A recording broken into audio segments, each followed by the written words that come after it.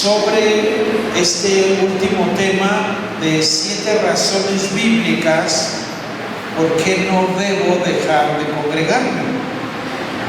Hay razones bíblicas por las cuales no tengo que dejar de congregarme. Ya hemos estado mencionando toda esta semana porque es un tema prácticamente muy profundo. Es un tema muy profundo en lo cual hemos estado compartiendo acerca del día de reposo para no dejar de congregarse. Y ahí en su lugar quiero invitarlo a que hagamos una oración y sea el Señor guiándonos a través de su palabra. Amén. Ahí en su lugar quiero que incline un momento su rostro, vamos a Dios en oración. Padre, te damos gracias en esta hora, en esta tarde, Señor.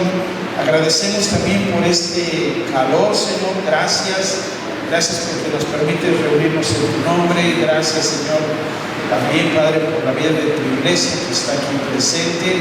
Ayúdanos, Señor, a entender tu palabra, a aceptarla, Señor, y que asimismo, Padre, podamos ser edificados a través de este mensaje. Te lo pedimos en el precioso nombre de Cristo Jesús.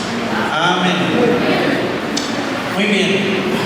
Vamos a comprender estas 7 razones por qué no debo dejar de congregarme. Y la primera razón que debemos de comprender es el poder entender que no debo de huir cuando tengo un problema. Así es que debo de ejercer el perdón, no la huida. Y quiero que vaya a Mateo capítulo 18 en su Biblia. Y asimismo que lo podamos ver porque es el versículo que dejamos pendiente la semana pasada de Mateo capítulo 18. Mateo capítulo 18, versículo 20, en donde muchas personas tuercen este versículo para poderlo acomodar a una forma de conveniencia. Entonces, si alguien lo acomoda, va a decir que es bueno congregarse 2 o 3 personas. Mateo 18, 20 dice, porque donde están 2 o 3 congregados en mi nombre, ahí estoy yo en medio de ellos. Es verdad que la Biblia dice esto, pero es muy importante incluso leer versículos anteriores para poder entender este texto y meterlo dentro del contexto. Si solamente el cristiano o aprende algo dentro de redes sociales que le llegan a enseñar, y ya hemos estado mencionando incluso la semana pasada a quién no debe de estar escuchando, hay buenos predicadores que usted podría escuchar, que muchos de ellos ya están prácticamente pasando con el Señor. Unos ya se están retirando como pastores, pero puedo recomendarle a alguien dentro de redes sociales como John Piper, es un buen predicador. John MacArthur también es un buen predicador. Adrian Rogers, él pasó a la presencia del Señor y es un excelente predicador dentro de los que están en redes sociales. Pero ya de los mencionados la semana pasada, es de verdad muy lastimoso cómo se puede y cómo puede torcer la escritura a una conveniencia. Tan solo uno de los predicadores que mencioné la semana pasada, como Dan Gebe, tomé una fotocaptura de uno de sus videos porque atrás puso un emblema o una frase que decía cansado de ser santo. Y me llamó mucho la atención ese eslogan porque cuando empecé a escuchar su mensaje dije, ¿cómo puede torcer la escritura con tanta facilidad para hacer que la iglesia astutamente hace que la iglesia siga pecando y teniendo una pequeña esperanza de que puede cambiar en sus fuerzas? Entonces cuando vi ese mensaje, lo escuché, y es algo que el cristiano no ha podido comprender todavía, porque Cristo Jesús ha venido a perdonar nuestros pecados, no para que vivamos en pecado. Y entonces lo que hace este pastor es decirle a la iglesia que puede seguir pecando y que Dios perdona sus pecados cada vez que sigue pecando. Entonces es como una forma de licencia para que sigan fallando. Por eso su eslogan o la frase que tenía atrás es cansado de ser santo. O sea, es como decirle, date de la libertad para seguir pecando. No es malo. Si tú vas y pecas, Dios te perdona. Si tú vas y pecas, Dios te perdona. Y cuando vemos que la primera razón de estas 7 razones para no dejar de congregarnos, esta primera razón es el perdón y no la huida, es no malinterpretar este texto de Mateo capítulo 18, verso 20, donde están 2 o 3 congregados en mi nombre, ahí estoy en medio de ellos. Lo dice la Biblia, sí lo dice, pero no lo está diciendo para que un pequeño grupo de hermanos se reúnan en casa dejando de congregarse. Lo dice porque está tratando un problema que se tuvo dentro de la iglesia. En el versículo 15 menciona, por tanto, si tu hermano peca contra ti, dice, ve y repréndele estando tú y él solos. Si te oyere, has ganado a tu hermano. Mas si no te oyere, toma aún contigo a 1 o 2, para que en boca de 2 o 3 testigos conste toda palabra. Entonces, si nosotros comprendemos que la razón del versículo 20 es acerca del perdón, tuvo alguien un problema dentro de la iglesia con otro hermano, no es la forma de decir, tuve un problema con el hermano, le presté cierto tipo de cantidad de dinero, no me quiso pagar, me voy de la iglesia. No, la Biblia te dice que lo busques, que lo confrontes y que haya una reconciliación.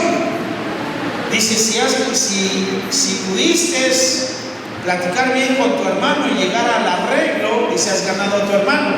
Y si no, dice, ve con 1 o 2, para que en boca de 2 o 3 testigos conste toda palabra. Me está diciendo que podemos hacer un pequeño grupo en nuestra casa de 2 o 3 personas. ¿Oramos en casa? Claro que sí. Pero el objetivo no es torcer lo que dice la misma palabra de Dios. El mismo apóstol Pedro en el versículo 21 dice que entonces se le acercó Pedro y le dijo, Señor, ¿cuántas veces perdonaré a mi hermano que peque contra mí? ¿Hasta 7?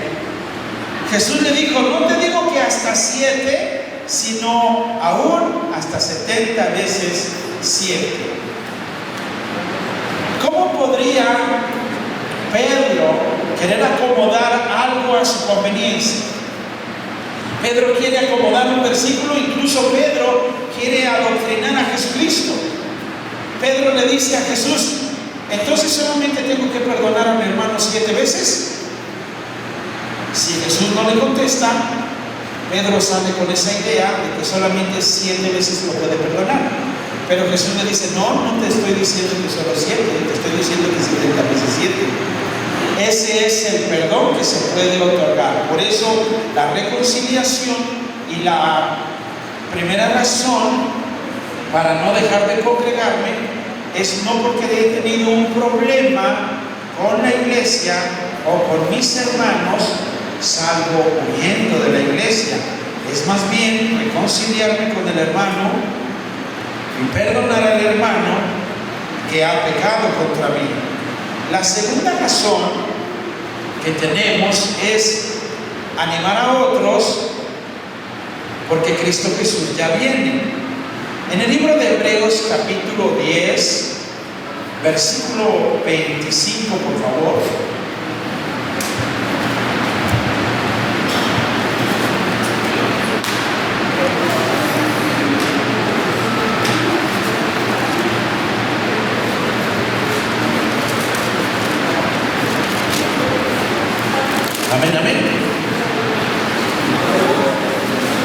Efesios capítulo 10, verso 25 nos dice: no dejando de congregarnos, como algunos tienen por costumbre, sino exhortándonos, tanto más cuando veis que aquel día se acerca. ¿Por qué tenemos que animarnos a congregarnos? ¿Por qué? Porque la Biblia dice que aquel día se acerca. ¿Cuál día se acerca? El día del regreso del Señor. Y entonces, si el Señor regresa y el cristiano no ha estado congregándose, es como mostrar un interés sobre lo que Jesús hablaba acerca del día de reposo. Por eso, esta segunda razón es animarnos unos a otros. Desde el versículo 19, para poder entender el 25 igual, dice desde el verso 19: así que, hermanos, teniendo libertad para entrar al lugar santísimo por la sangre de Jesucristo, por el camino nuevo y vivo que Él nos abrió a través del velo, esto es, de su carne, y teniendo un gran sumo sacerdote sobre la casa de Dios, acerquémonos con corazón sincero, en plena certidumbre de fe, purificados los corazones de mala conciencia y lavados los cuerpos con agua pura.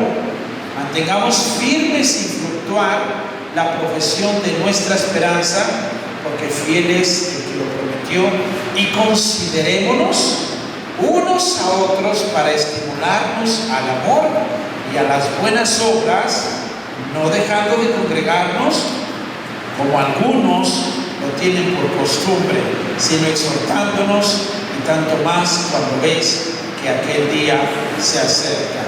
Vemos tan solo en este pasaje 5 acciones que hay que hacer por un motivo que también está ahí.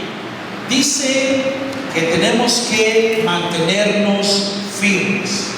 Mantenerse firme es la forma constante de entender lo que es el día de reposo y poder estar animándome con el otro hermano. La segunda es acción igual sin fluctuar.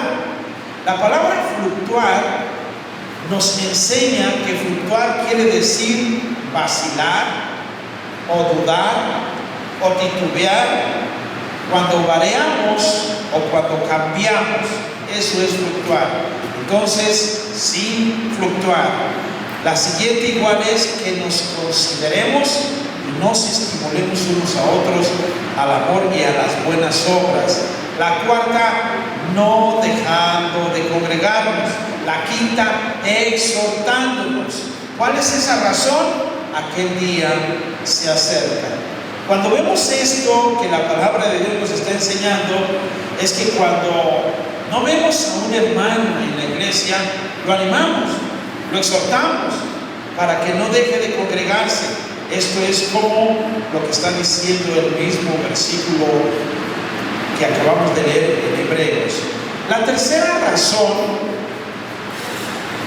la encontramos en el Salmo 133:1, porque la tercera razón es bueno y delicioso. Esa es la tercera razón. El Salmo 133:1 nos dice: mirad cuán bueno y delicioso es habitar los hermanos juntos en armonía. Es como el buen óleo sobre la cabeza, la cual desciende sobre la barba de Aarón, y baja hasta los bordes de sus vestiduras, como el rocío de Hermón, que desciende sobre los montes de Sión, porque allí envía Jehová bendición y vida eterna. Lo que les platicaba yo de esta zona de Puebla, ese lugar que parece una cunita ahí, ver la nieve cuando, más bien la neblina cuando desciende, es algo muy bonito. Y va bajando. Y es como lo que está mencionando aquí el texto, porque dice que es como el rocío de Hermón. Y cuando estás viendo esa parte, cómo va bajando la neblina, va bajando el rocío, va viéndose maravilloso esos pastos verdes, esas montañas verdes, y se ve maravilloso. El ejemplo que también nos pone dice que es como el óleo cuando se unge con aceite la cabeza, dice que desciende sobre la barba de Aarón hasta las vestiduras, y lo pone de ejemplo porque se le unta con aceite y va bajando. Dice, mirad cuán bueno y delicioso es habitar. Quiero que se quede con esta palabra en su corazón, la palabra habitar, porque la palabra habitar viene de la palabra latín que es habitare, y es una palabra que nos enseña de haber, de tener frecuentativo, que quiere decir que la acción se repite reiteradamente. Entonces entendemos a habitare como tener de manera reiterada, por ejemplo, un lugar físico que tú tienes. Cuando usted busca en casa una habitación, usted tiene una habitación, ahí descansa, ahí lo disfruta. Y la palabra que nos enseña este salmo dice, miren cuán bueno y delicioso es habitar. Aquí estamos reunidos y lo tenemos como una habitación. Aquí venimos, es como una habitación. A veces nosotros le decimos a una persona bienvenida y le decimos, siéntete como en casa. Usted en su habitación se quita los zapatos y se acuesta y se relaja, ¿cierto? Esta es como una habitación. Claro está que no se va a quitar ahora los zapatos, solamente se va a relajar, ¿verdad? Porque si se quitan los zapatos, todos vamos a dormir. Más con este calor. Es bueno y es delicioso. ¿Qué cosa? Habitar los hermanos juntos. ¿Qué estamos haciendo aquí, hermanos? Estamos habitando. Aquí vivimos. Nos la pasamos mayor tiempo aquí. ¿Qué estamos haciendo? Estamos haciendo algo bueno. No estamos haciendo nada malo. Dice el Salmo, mira qué bueno y delicioso. ¿Por qué te gusta ir a la iglesia? Pues es que me gusta, es mi delicia, me encanta, me gusta ir a la iglesia. No te aburres de ir a la iglesia, no, es delicioso, a mí me fascina, ¿verdad? A mí me encanta estar en la iglesia, los hermanos, los saludo, abrazamos a un hermano y nos damos un fuerte abrazo, un beso. Es delicioso estar con los hermanos, es bonito, es hermoso. Platicamos un momento y disfrutamos incluso de una rica comida imposible. Es delicioso habitar los hermanos juntos. Cuando una persona no viene constantemente, entonces se pierde de lo que dice este versículo, que finaliza el versículo 3 diciendo, porque allí envía Jehová bendición y vida eterna. Entonces, ¿dónde es donde Dios envía la bendición? Allí, donde estamos hermanos juntos. ¿A qué vas a la iglesia? Yo voy por mi bendición, voy porque Dios me va a bendecir. Dice, allí envía bendición y vida eterna. Es aquí donde encontramos la bendición, es aquí donde aprendemos acerca de la vida eterna. La cuarta razón, juntos y unidos. La Biblia nos habla que tenemos que estar juntos y unidos. Es ahí donde vamos a amar al hermano que está a nuestro lado, porque va a estar bien pegadito a nosotros. Si este calor es un calor abrasador, el mismo calor nos va a hacer sentir muy bien. Sudamos y lo disfrutamos, ¿saben? Dice, no, pues no se aguanta. El versículo 42 dice que perseveraban en la doctrina de los apóstoles, en la comunión, unos con otros en el partimiento del pan y en las oraciones. Dese cuenta que se añadieron, esto quiere decir que se agregaron, se sumaron, no restaron, no se fueron. Perseveraban es permanecer y es estar presente. Comunión con unos con otros es el acercamiento y es el compañerismo. Versículo 46 dice que perseveraban, ¿qué? Ánimes, cada día en el templo y partiendo el pan en las casas, comían juntos con alegría y sencillez de corazón. Yo no sé si usted se ha reunido con alguien de la iglesia o una familia a comer, a disfrutar de una rica y deliciosa comida. No sé si lo ha hecho con alguien, pero nosotros hemos disfrutado de toda reunión con los hermanos. Nosotros nos invitan a comer y vamos a comer. Nos invitan a un problema y vamos a ese problema. Por supuesto que sí. Nos invitan a orar, vamos a orar. Vamos a todo lo que nos inviten. Pero disfrutamos mucho de verdad cuando nos invitan a comer. ¿Cierto o no? Ahora sí, nosotros comemos de todo. Yo antes les había dicho a la iglesia, e incluso yo había dicho que si yo iba a su casa y me invitaba huevo, no me invitara huevo. ¿Se acuerdan de eso? ¿Sí? ¿No se acuerdan? Yo les dije, no me vayan a invitar huevo porque no como huevo. Ya como huevo. O sea que ya puedo ir a su casa y usted me puede invitar huevo. Amén. Ya no le voy a decir que no, porque antes pues yo solamente era de chirulón, arrachera y corte vacuno, nada más. Pero hoy, gracias a Dios, ya comemos huevo. Mi esposa me dijo, ay, siéntate, vas a comer huevo, porque cuando los hermanos te inviten huevo tienes que comer huevo. Yo dije, bueno, entonces ya me entrenaron para comer huevo. Amén. Dice el texto claramente que comían con alegría y sencillez de corazón. Disfrutamos una hermosa convivencia. Hemos ido a comer con unos hermanos, hemos ido a comer con otros y lo disfrutamos. Con unos hermanos comemos unas ricas gorditas, con otros unas quesadillas, otros nos invitan de todo, comemos de todo. Hasta mariscos comemos. Lo disfrutamos.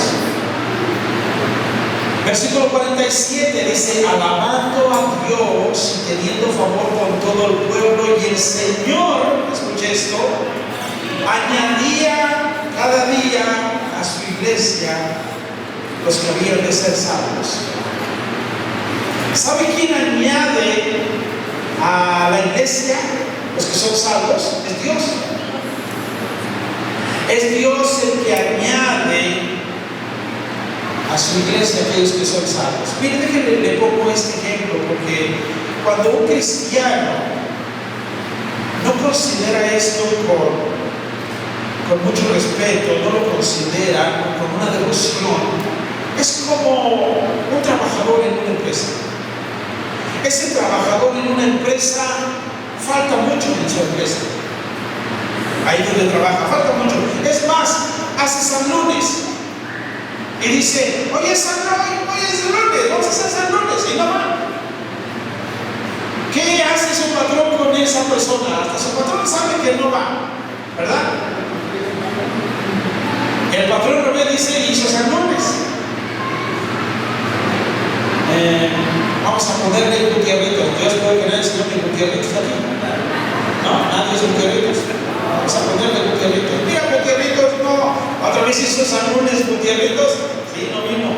¿Qué pasa cuando Gutiérrez si va el lunes a trabajar? ¿Qué pasa? Hasta se sorprende uno, ¿cierto o no? Dice, ¿a poco vino Gutiérrez a trabajar? Ah, sí, vino Gutiérrez. No, es así. A veces nos sorprende el hermano que no ha venido por mucho tiempo y de repente, ¡uy, sí vino!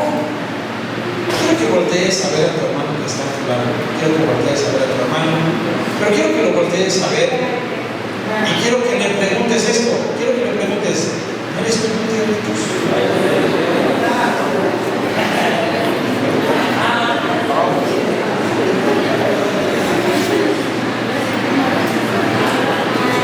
Dice la palabra de Dios que es Dios el que añade a la iglesia los que han de ser salvos, porque Dios ve el interés del cristiano. Dios ve el interés, es como el patrón que dice, pues no, creo que no le interesa venir a trabajar. Y Dios ve el interés de cada cristiano que viene, que se goza, que lo disfruta cada vez que viene. Por eso la Escritura nos dice que perseveraban, que estaban unidos, que estaban en el templo, que estaban en las casas, que comían con alegría y sencillez de corazón, alababan a Dios juntos, hacían algo por la comunidad, y el Señor añade a su iglesia los que han de ser santos. Dios los conoce. La quinta razón es que es un mandamiento. Quiero que vayas al libro de Éxodo capítulo 20 y veas que la quinta razón es un mandamiento: no dejar de congregarnos. ¿Lo tienes? Dice el texto: acuérdate del día de reposo para santificarlo. 6 días trabajarás y harás toda tu obra, mas el séptimo día el reposo para Jehová tu Dios. No hagas en él obra alguna, tú, ni tu hijo, ni tu hija, ni tu siervo, ni tu criada, ni tu bestia, ni tu extranjero que está dentro de tus puertas, porque en 6 días hizo Jehová los cielos y la tierra, el mar y todas las cosas que en ellos hay, y reposó en el séptimo día. Por tanto, Jehová bendijo el día de reposo y lo santificó. Así es que el día del Señor es un día de descanso, es un día santo. Ese día se aparta para Él, para congregarnos. Todos los demás días, trabajo, dedicación, pero ese día es un lugar para el Señor. Esto Dios se los había dejado claro al pueblo de Israel, cuando el mismo pueblo de Israel no quiso hacer caso. Y en el libro de Hebreos capítulo 3 verso 10 nos muestra que cuando ellos no quisieron obedecer, Dios se enojó con esa generación. Hebreos capítulo 3 verso 10 dice que a causa de lo cual me disgusté contra esta generación y dije: siempre andan vagando en su corazón y no han conocido mis caminos. Por tanto, juré en mi ira, no entrarán en mi reposo. Dios se enoja, sí se enoja. Por no guardar el día de Él, sí se molesta. Y se enoja porque cuando Dios le había dicho a esa generación de israelitas que guardaran ese día, dice el texto que ellos solo andaban en su corazón, vagaban en su corazón. Y por eso de vagar en el corazón es como las frases que se llegan a escuchar, como: yo no quiero ir a la iglesia, porque a la iglesia tenemos que ir, ¿verdad?, de corazón. Miren, la misma Biblia también nos enseña que engañoso es el corazón. Y hay veces de verdad que no queremos ir a la iglesia, pero saben que debemos de ir porque es un mandamiento. A veces nuestra carne nos confunde y nos engaña, y que nuestra carne no controle lo que es nuestro espíritu. Vea por favor el verso 17. Dice: ¿y con quiénes estuvo disgustado 40 años? ¿No fue con los que pecaron, cuyos cuerpos cayeron en el desierto? ¿Y a quienes juró que no entrarían en su reposo? Sino a aquellos que desobedecieron. Y vemos que no pudieron entrar a su incredulidad. Se quedaron postrados. ¿Por qué? Porque no quisieron obedecer, no quisieron estar en ese reposo de Dios. Dios se disgustó, se disgustó. Dios se enojó, se enojó. Es como cuando esos papás que quieren ayudar a sus hijos y después toman una decisión firme y dicen, basta ya, no más te voy a ayudar. Dios dice en su palabra que Él se enojó y dice que Él juró, ¿cierto? Y dijo que juró en su corazón, que juró más bien en su ira, no van a entrar en el reposo. Tomé la decisión. Por eso cuando Dios dice, no van a entrar, tengamos precaución y tengamos cuidado, porque cuando Dios toma esa decisión, no entra. Aunque uno quiera entrar, no entra. Ahí mismo en el libro de Hebreos, capítulo 4, verso 11, dice, procuremos pues entrar en aquel reposo, para que ninguno caiga en semejante ejemplo de desobediencia. Dios quiere que seamos obedientes a su palabra, que aprendamos de su palabra, porque Dios nos lo deja como un mandato. Sexta razón, practicando el amor y la unidad. El único lugar donde puedes practicar el amor es con tus hermanos. ¿Por qué? Porque convives con tus hermanos en la fe. Si tú no convives con los hermanos en la fe, no los conoces. Es como mi esposa les pregunta, dense la bienvenida, ¿sabe su nombre? Usted le puede preguntar el nombre a alguien, pero preguntar el nombre a alguien no lo conoce. Conocerlo precisamente es cuando usted va y se sienta con esa persona, y platica con esa persona. Eso es conocerse, y ahí empiezan a conocerse. O usted defrauda o a usted lo defrauda. Pero el verdadero amor ahí se demuestra. Ahí se demuestra ese amor entre lo que es los hermanos. Por eso, en el libro de Romanos, capítulo 12, no lo vamos a leer todo. Romanos, capítulo 12, del versículo 3 en adelante, tan solo de ahí nos muestra 17 puntos. En la mañana dije 15 puntos, pero son 17 puntos importantes para desarrollar con los hermanos. En los primeros versículos, los versículos 3 al 7, nos habla de los dones espirituales. Hay que aprender a servir de los dones espirituales.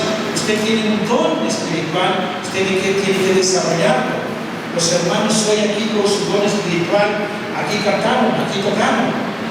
Es una forma de poder mostrar el amor y la unidad. Y vemos allá arriba igual que tienen los hermanos don y los maestros están sirviendo, el don de servicio. Alguien hizo el aseo, ¿verdad?, aquí en este lugar. Eso es la forma de demostrar el amor. Por eso servir con los dones. El punto 2 es que nos amemos unos a otros con amor fraternal.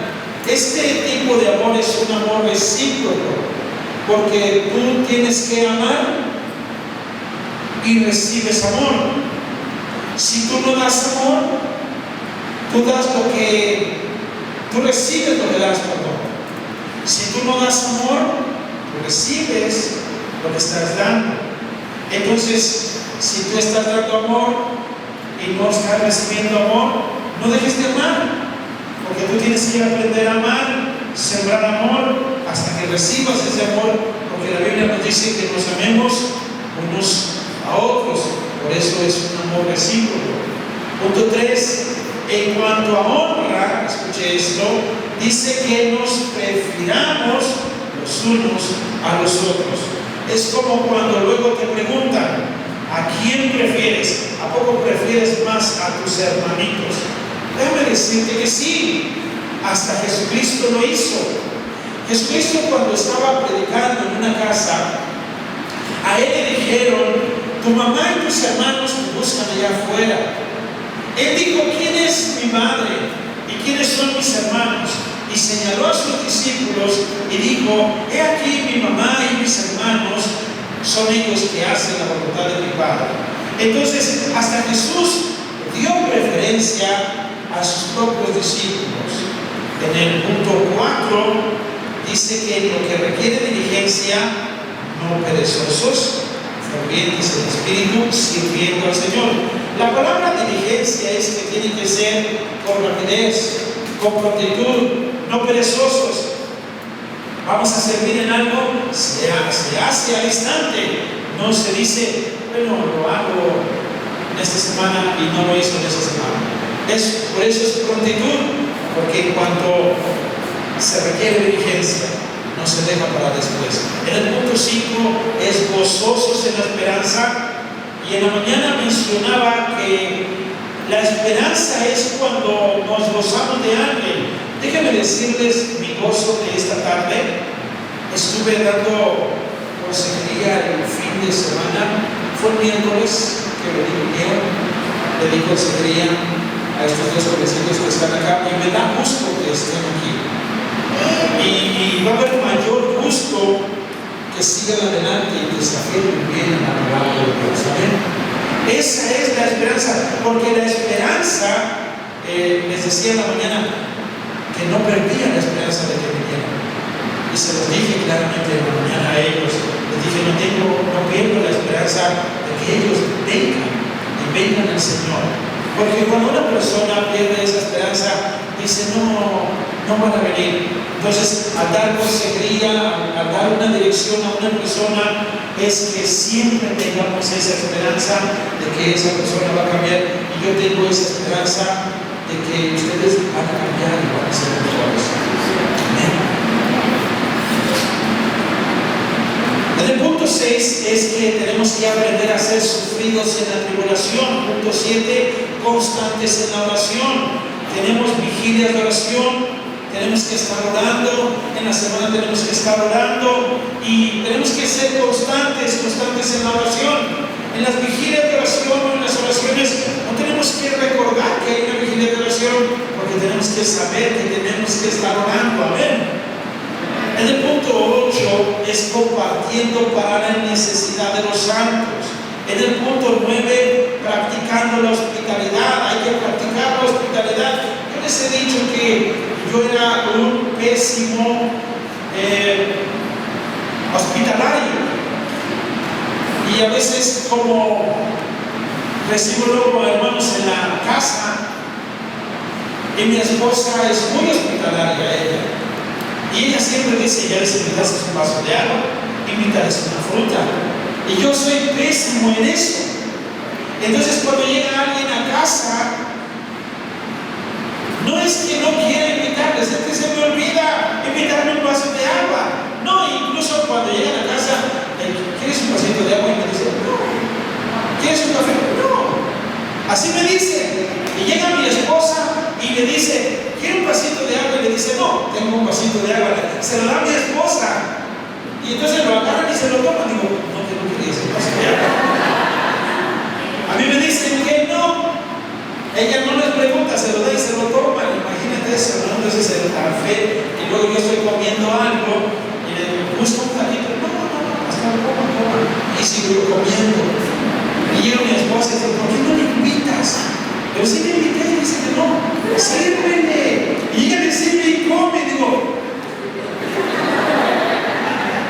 entonces en eso soy malísimo. Tengo que ejercitarlo. Estoy aprendiendo en eso. Entonces tenemos que practicar y ser practicando la hospitalidad. Amén. En el punto 10 tenemos que bendecir. En el punto 11 nos gozamos. Por eso somos un cuerpo, porque tenemos que aprender a trabajar en equipo. Y el trabajo en equipo es mucho mejor, como un matrimonio.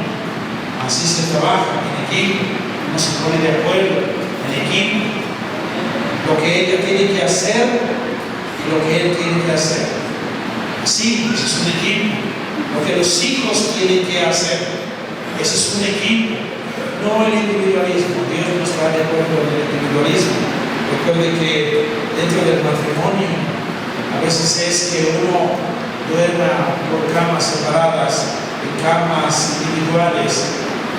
Mira, tú allá tu cama, yo acá mi cama. Cuando tengamos necesidad nos buscamos. No es así. No es así. Haya necesidad o no haya necesidad, los dos juntos. Cama matrimonial o quién sabe, pero los dos juntos ahí. Estén enojados o estén contentos, ahí los dos juntos. Por eso no está de acuerdo Dios con el individualismo. Dios quiere que estén unidos. En 1 Corintios capítulo 12, no lo vamos a leer todo, pero en 1 Corintios capítulo 12 nos habla acerca de los dones espirituales y nos muestra los dones espirituales con el cuerpo humano. En el versículo 14 nos dice además, el cuerpo no es solo un miembro, sino muchos. Si dijera el pie porque no soy humano, no soy del cuerpo, por eso no será del cuerpo. Y si dijera la oreja porque no soy ojo, no soy del cuerpo, por eso no será del cuerpo. Y si todo el cuerpo fuese ojo, ¿dónde estaría el oído? Y si todo fuese oído, ¿dónde estaría el olfato? Mas ahora Dios ha colocado los miembros, cada uno de ellos en el cuerpo como Él quiso. Entonces Dios no trabaja con el individualismo, sino todos seríamos dedo, o todos seríamos ojo, pero todos, unos son mano izquierda y otros son mano derecha, y la una con la otra agarran el agua y la van a agarrar. Trabajo en equipo. Por eso Dios no está de acuerdo con el individualismo, no lo está. En el versículo 27 nos dice, vosotros, pues sois el cuerpo de Cristo, miembros cada uno en particular. Aún nos puso Dios en la iglesia primeramente apóstoles, ahora me está mencionando los dones, luego profetas, tercero maestros, luego los que hacen milagros, después los que sanan, los que ayudan, los que administran, los que tienen don de lenguas. El versículo 28, solo una frase, dice que aún nos puso Dios en la iglesia. Esto quiero que puedas entender. Si Dios te trajo a esta iglesia, es porque Dios te puso en esta iglesia. Y te puso para que seas parte de esta iglesia, no para que seas individual. No. Nadie se saca un ojo. Nadie. ¿Cierto? Imagínense, hay personas que les duele el pie porque tienen, ¿cómo se le llama esto del dolor? Esporón, cuando le duele el esporón y es lastimoso, ¿verdad? Le duele el esporón y dice, no dice, me corto el pie, ¿o sí? No, ahí lo traen, ¿cierto o no? Ahí traen el dolor y andan, pero ahí, ¿sí o no? Y andan juntos, ¿sí o no? Así, tenemos que aprender a así. Algunos batallamos con el hongo en los pies. No les voy a pedir que levanten la mano. Pero los que batallamos con los hongos en los pies, algunos se acostumbran así, pero otros procuramos que se vean bien nuestros pies. No sé si me estoy dando a entender. Y se busca sanar el cuerpo, porque no debería de ser así. ¿Entendemos eso? Buscamos la forma. Entonces, el cuerpo, la iglesia, que es usted, no usted ve a un hermano con hongo y no lo van a hacer. ¿Tienes hongo? ¿No? Usted aprende y dice, hermano, ven, vamos a sanarte, estés bien sanito, ¿verdad? Que se vean bien bonitas esas uñas de los pies para presumirlas. ¿Amén? ¿Sí o no? Así que se vean bien bonitas. Y aún nos puso Dios en la iglesia. Así es que Dios te puso en esta iglesia con un propósito, con un objetivo. No es que tú huyas de tu iglesia, no, es que tú aprendas a servir en tu iglesia. Así es que déjame hacer esta comparación. Dios menciona los dones espirituales, los apóstoles, los profetas, los maestros, pastores, evangelistas, los que hacen milagros, los que sanan, los que ayudan, los que ministran. Es como hablar de que Dios puso mano izquierda, mano derecha, oreja izquierda, oreja derecha, ojo izquierdo, ojo derecho, el oído izquierdo, el oído derecho, el pie derecho, así sucesivamente. Y de esta forma, si solamente en casa está un pie, está una mano, está un ojo, está una oreja, está el cuerpo completo, no, tienes que estar aquí. Debes de estar aquí. No todos tenemos la misma función como el mismo cuerpo. No podemos caminar con las manos así. No. Usamos los pies para caminar y las manos para comer, para tocar, para acariciar. Para eso usamos las manos. Las manos las usamos para bendecir. ¿Cierto? Dios no nos dice que las manos las usemos para golpear. La Biblia dice que levantemos nuestras manos santas. Así dice el Señor, levantando las manos sin ira ni contienda. Y nuestras manos tienen que ser santas, tienen que ser puras, porque nuestras manos tocamos. Hace rato oramos los dos hermanos. Imagínense, estoy golpeando a alguien con mis manos y al rato orando por ellos. No, nuestras manos son para bendecir. Amén. Eso es. Vayamos rápidamente, ya voy a terminar. Y cierro con Efesios capítulo 4, versículo 16, por favor. Quiero decir. Efesios capítulo 4, verso 16. De que todo el cuerpo, bien concertado y unido entre sí por todas las coyunturas que se ayudan, ¿qué? Según la actividad propia de cada miembro, recibe su crecimiento para ir edificándose en amor. Eres importante en esta iglesia. Eres útil en esta iglesia. No te sientas fuera de esta iglesia.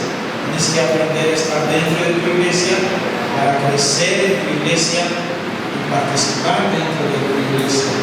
Por eso estas 7 razones para no dejar de congregarnos nos ayudan a crecer en la palabra. Cuando inicie el discipulado bíblico, apúntate al discipulado.